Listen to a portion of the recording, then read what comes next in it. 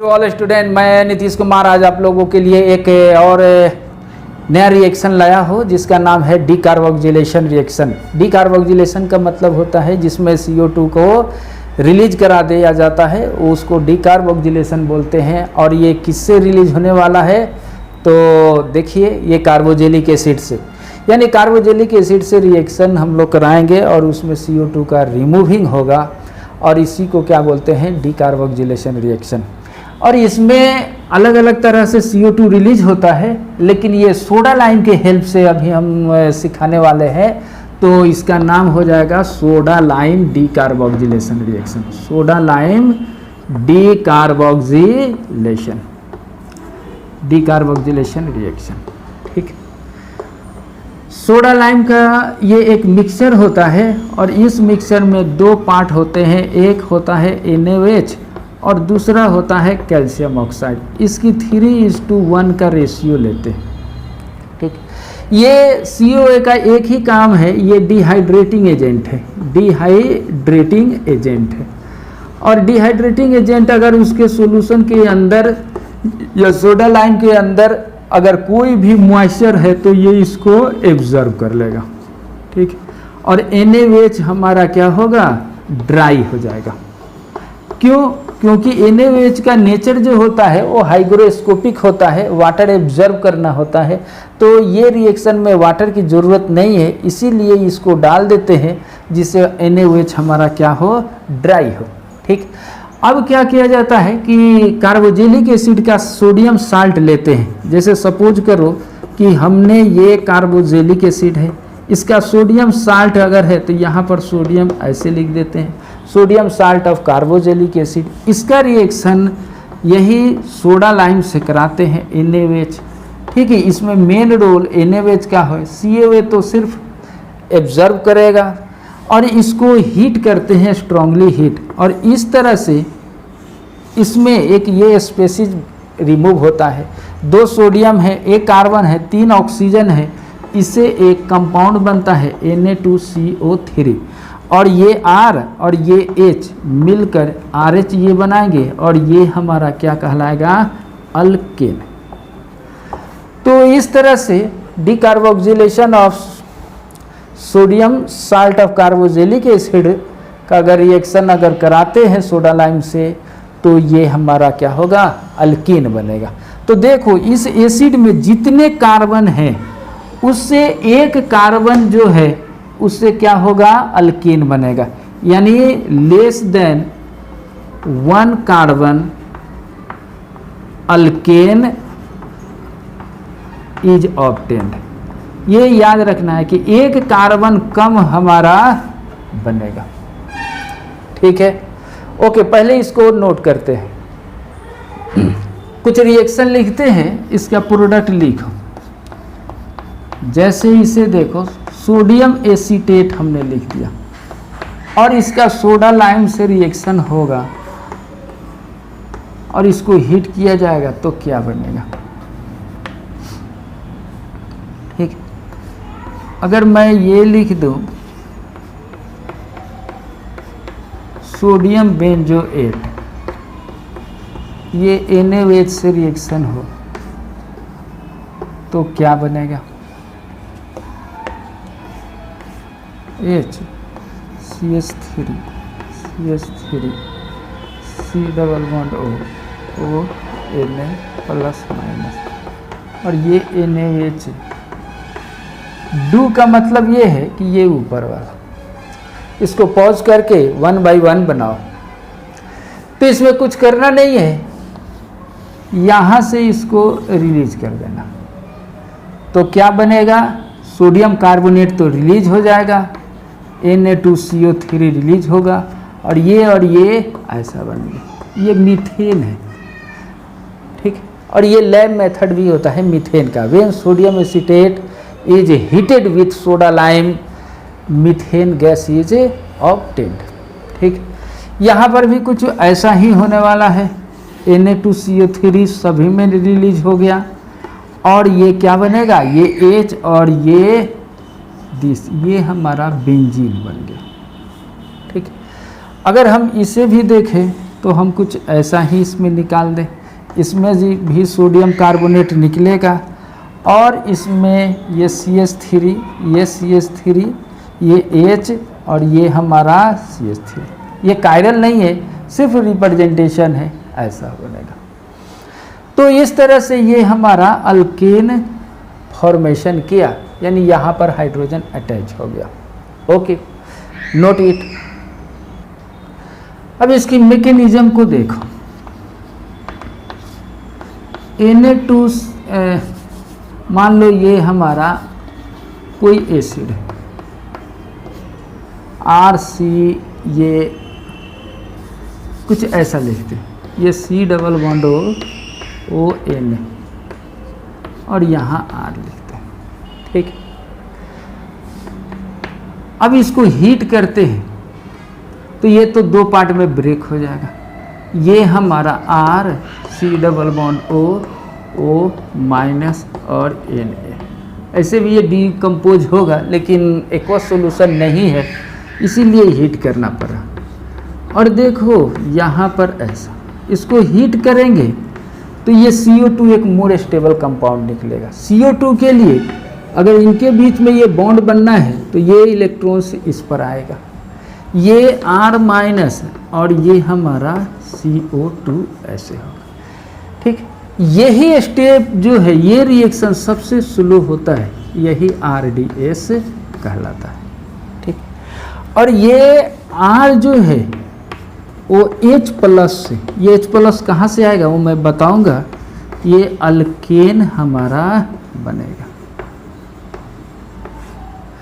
तो बेसिकली इसकी 3 step reaction को अगर हम देखें तो इसमें दूसरा जो है वो हमारा सबसे स्लो है और यही RDS कहलाता है।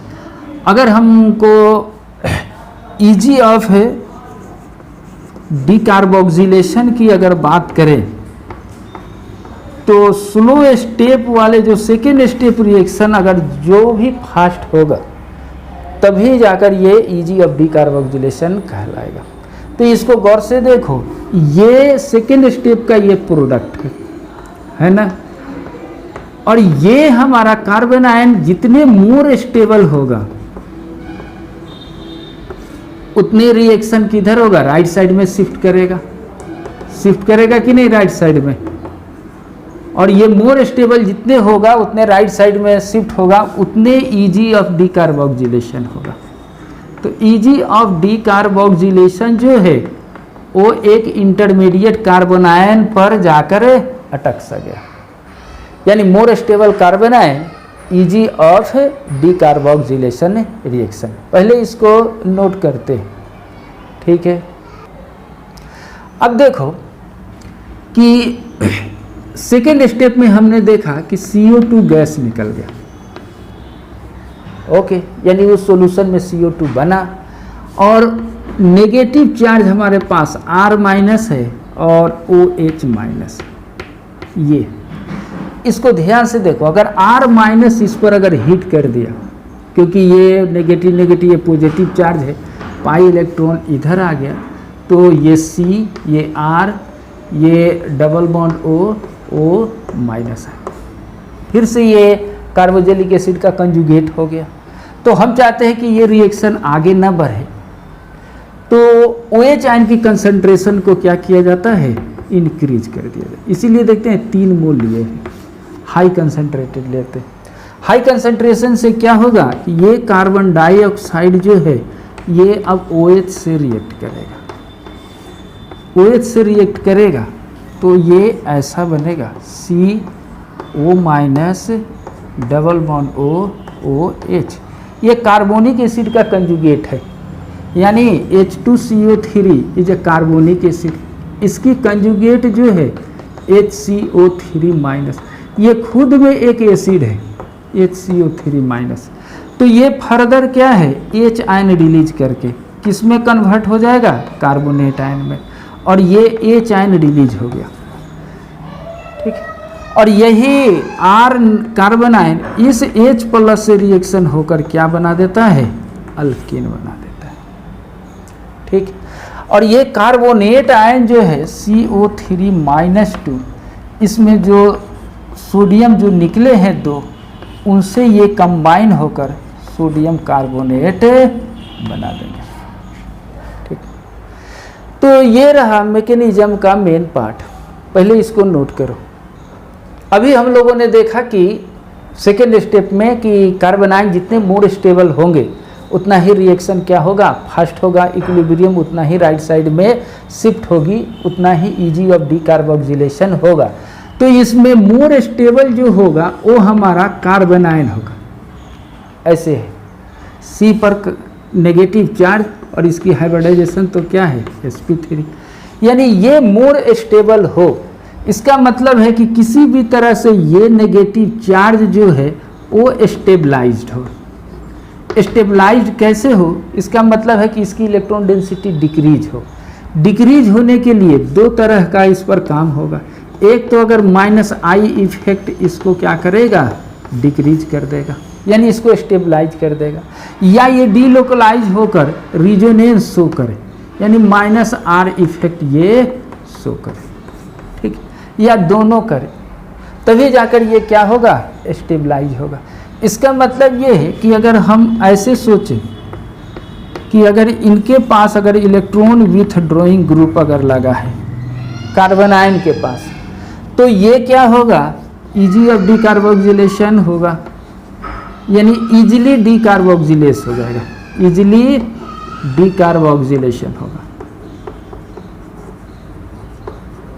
अगर इसके अपोजिट अगर हम बात करें, इस कार्बन आयन पर EDG लग जाए, इलेक्ट्रॉन डोनेटिंग ग्रुप, तो यहाँ पर इलेक्ट्रॉन डेंसिटी बढ़ा देगा, स्टेबलाइजेशन डिक्रीज हो जाएगा, डी स्टेबलाइज होगा, तो ये हमारा इजी डीकार्बोक्सिलेशन नहीं होगा, नॉट इजली डीकार्बोक्सिलेशन। और दूसरा ये है कि ये रिजोनेंस शो करे, यानी ये रिजोनेंस के थ्रू अगर हम ये बात करें कि ये इधर कोई ऐसा एलिमेंट हो जो रिजोनेंस शो करे, ये पाई नॉन बाउंडिंग इलेक्ट्रॉन डीलोकलाइज हो जाए, तो जाकर ये क्या हो जाएगा, स्टेबलाइज हो जाएगा। तो ये दो फैक्टर जो है वो हमारा इजी ऑफ डीकार्बोक्सिलेशन को समझने में आसानी होगा। तो कुछ इस पर ये एग्जाम्पल करते हैं, चलो इसको नोट करो पहले। जैसे एक एग्जाम्पल है कुछ इस तरह से, मान लो COH है और एक ऐसा लिख दे COOH, ये A है और ये है B। कहा जाएगा कि इजी ऑफ डीकार्बोक्सिलेशन बताना है, इजी ऑफ डीकार्बोक्सिलेशन। तो इसको पॉज करो और बताओ इजी ऑफ डीकार्बोक्सिलेशन। तो कैसे क्या करेंगे, तो सबसे पहले इसकी कार्बन आयन चेक करेंगे। ये ऐसा कार्बन आयन बनेगा और यहाँ पर हमारा ऐसा कार्बन आयन बनेगा। ठीक है, तो गौर से देखो, ये कार्बन आयन हमारा रिजोनेंस शो करेगा, ठीक है ना, लेकिन इसकी हाइब्रिडाइजेशन तो sp3 है, ये इधर आएगा ही नहीं, तो ये हमारा लोकलाइज्ड हो जाएगा और ये क्या होगा, डीलोकलाइज्ड होगा। तो डीलोकलाइज्ड होगा, इसका मतलब ये है कि ये स्टेबलाइज्ड हो जाएगा, लेकिन ये हमारा नॉट स्टेबलाइज्ड। तो इसका अर्थ ये है कि इसके द्वारा कार्बन आयन जो बनेगा वो लेस स्टेबल होगा और ये हमारा क्या होगा, मोर स्टेबल। तो इजी ऑफ डीकार्बोक्सिलेशन जो होगा वो A का ज़्यादा होगा B के रिस्पेक्ट में। ओके, कुछ दूसरा देखते हैं, नोट करो इसको। एक दूसरा देखते हैं कुछ इस तरह से, मान लो ये है,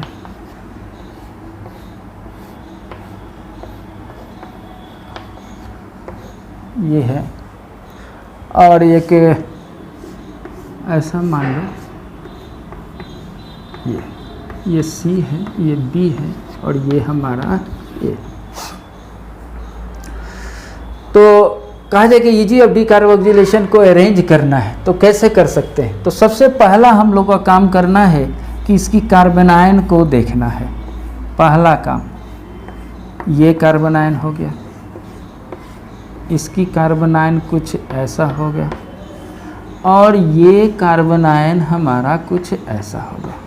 ठीक, अब ये देख लो सभी का sp2 हाइब्रिडाइजेशन, और ये हमारा lone pair non bounding electron, ये भी कंप्लीट डीलोकलाइज हो, तो number of odd pair electrons in this cycle 3 हो गया, तो ये हमारा एरोमेटिक होगा। ठीक है, ये हाइब्रिडाइजेशन sp3 हो लेकिन ये रिजोनेंस शो करेगा। ठीक है, तो ये हमारा नॉन एरोमेटिक हुआ, एरोमेटिक हुआ। और ये हमारा 2 पेयर इलेक्ट्रॉन्स मूव करेगा, तो ये हमारा क्या हो जाएगा, एंटी एरोमेटिक। तो स्टेबिलिटी ऑर्डर हम लोग को मालूम है कि सबसे मोर स्टेबल कौन होते हैं, एरोमेटिक, फिर हमारा नॉन एरोमेटिक, और सबसे लेस स्टेबल कौन होगा, एंटी एरोमेटिक। तो ये लेस स्टेबल है तो सबसे इसकी टफ काम होगी डीकार्बोक्सिलेशन। तो इस तरह से हम लोग ये बना सकते हैं, इसकी डीकार्बोक्सिलेशन जल्दी होगा, इनसे थोड़ा कम होगा, और ये बहुत कम होंगे। ओके, पहले इसको कॉपी करो। नेक्स्ट देखते हैं कि सपोज करो कि ये हमारे पास कुछ ऐसा है, मान लो ये कुछ ऐसे,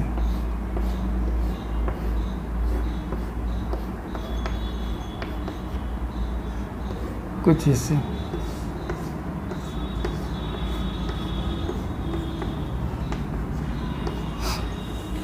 और ये बना लो ऐसे, ये D है, ये C है, ये B है, और ये हमारा A। इसमें ये बताना है कि ईजी ऑफ डीकार्बोक्सिलेशन किसकी होगी।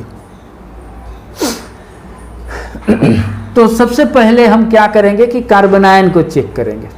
कार्बन आयन के लिए ये हटा दो और यहाँ पर नेगेटिव चार्ज लगा दो। यहाँ पर अगर मान लो ये लगा दे, ये लगा दे, और ये हमारा लगा दे। ओके, तो देखो ये हमारा डीलोकलाइज है, नो डाउट ये एरोमेटिक तो नहीं होगा, बट ये क्या होगा कि यहाँ से लेके यहाँ तक के 5 एटम का रिजोनेंस होगा, तो ये हमारा मोर स्टेबल होगा।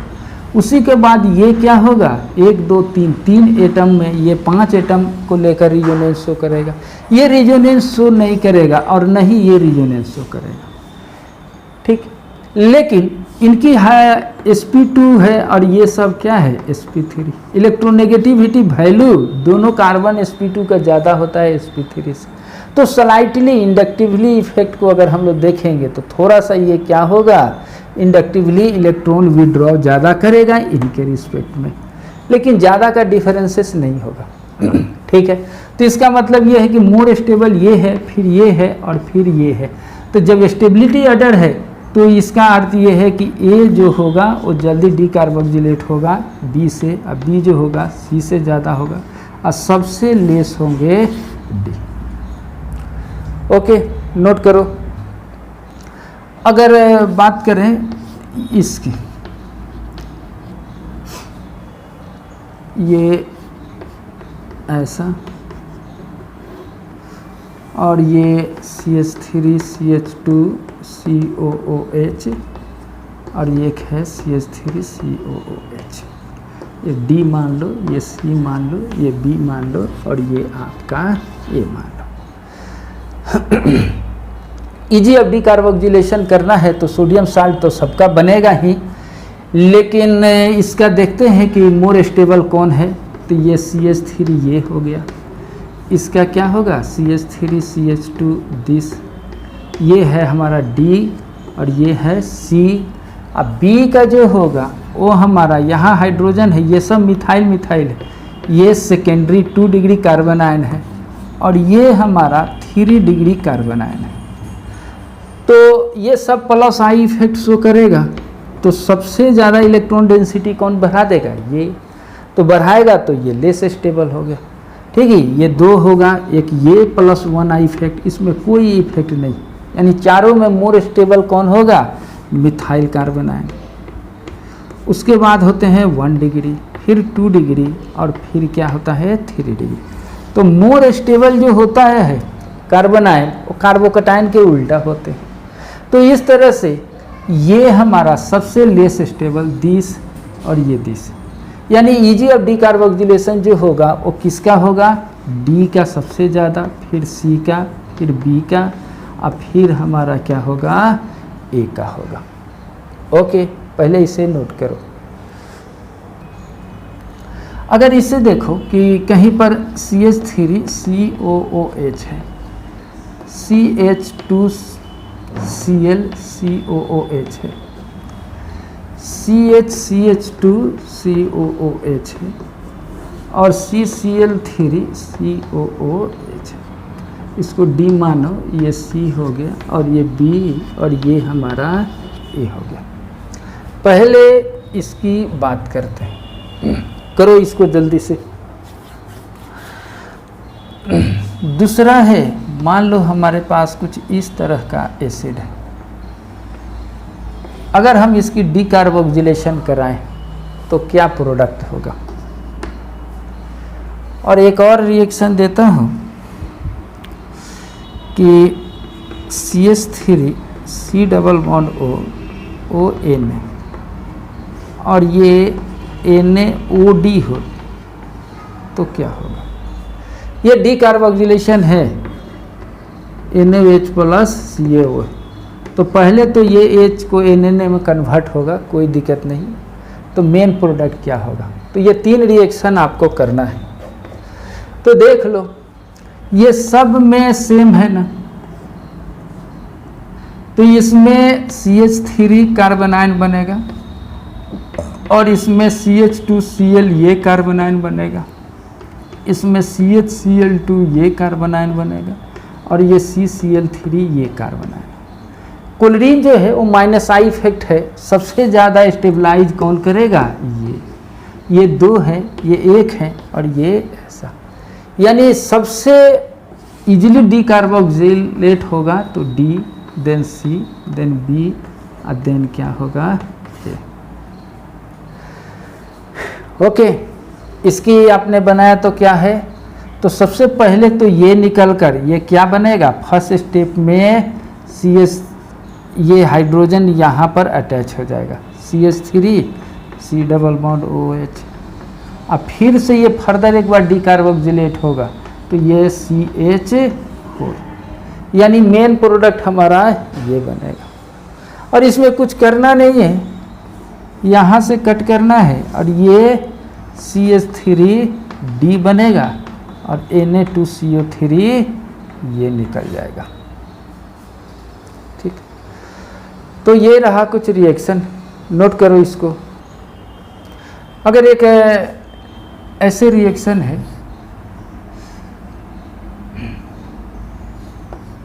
ऐसे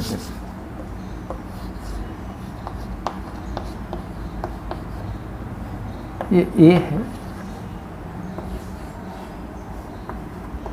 ये B है और ये हमारा C, ये ट्रिपल बॉन्ड, ये डबल बॉन्ड और ये हमारा ऐसे।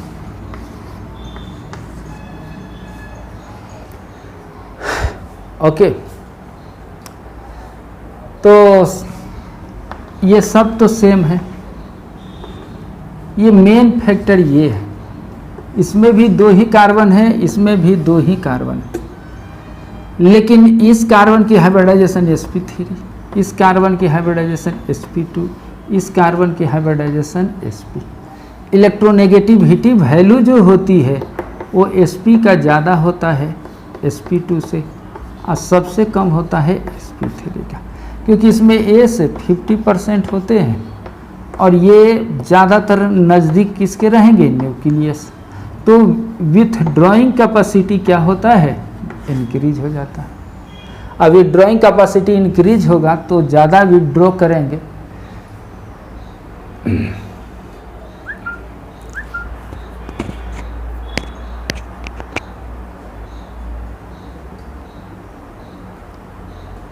तो क्या होगा, तो ये कहेंगे C का ज़्यादा होगा B से और ये हमारा इस तरह से। तो ये रहा सोडा लाइम का डिकार्बोक्सिलेशन रिएक्शन। और भी डिकार्बोक्सिलेशन रिएक्शन है जो नेक्स्ट वीडियो में हम लोग करने वाले हैं। Okay, thank you.